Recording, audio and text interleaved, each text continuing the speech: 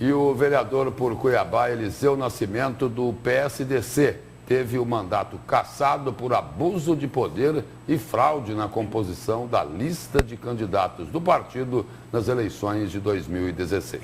O juiz Gonçalo Antunes de Barros Neto acatou a denúncia feita pelo Ministério Público, que segundo o Ministério Público, foram colocadas candidatas fantasmas na chapa para cumprir a cota mínima de mulheres.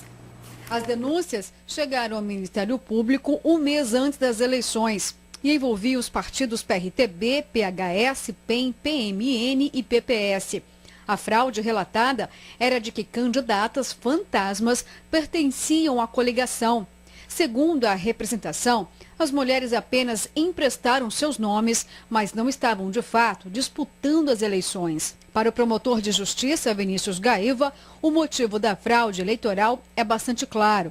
A dificuldade dos partidos ou coligações em preencher o mínimo de 30% e o máximo de 70% para candidaturas em cada gênero. A partir do momento em que nós detectamos que havia uma modificação do quadro fático daquilo que havia sido levado inicialmente a conhecimento da Justiça Eleitoral, seja por estimularem candidaturas absolutamente inviáveis de sua consecução, seja por colocarem pessoas para serem candidatas, muitas vezes sem que elas próprias soubessem, sequer que seriam candidatas, seja por nós verificarmos que nem as próprias candidatas, muitas vezes, depositaram o voto nelas próprias, candidatas que não tiveram movimentação em conta corrente, que não gravaram a propaganda eleitoral gratuita, que não desenvolveram qualquer ato de campanha em redes sociais, impedido propriamente dito de votos,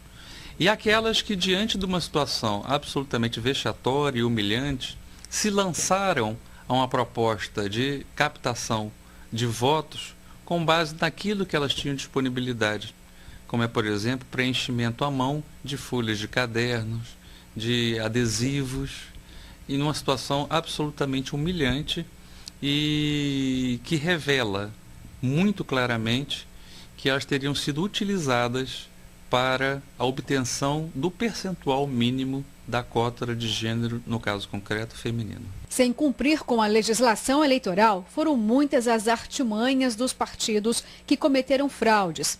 Neste processo, está em anexo o que muitas mulheres utilizaram como santinho eleitoral. Sem receber apoio do partido, distribuíram um número para concorrer às urnas desta forma, um papel escrito à mão. Esta outra candidata imprimiu o santinho sem as devidas especificações.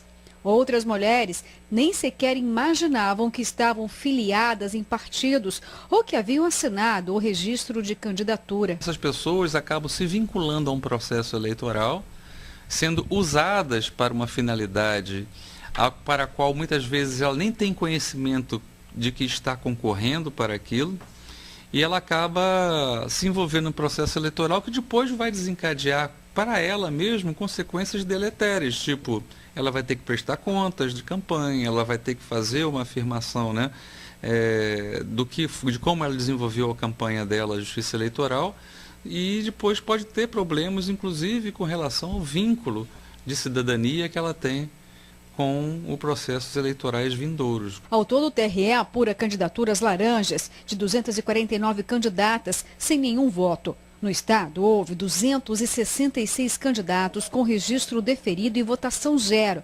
Desse total, apenas 17 são do sexo masculino. A maioria, ou seja, 249 candidaturas, são do sexo feminino. Os números divulgados pelo Tribunal Superior Eleitoral demonstram que em todo o país, 14.417 mulheres registradas como candidatas terminaram a eleição com votação zerada, mesmo tendo a candidatura deferida pela Justiça Eleitoral. Indício forte de que houve candidatura fictícia.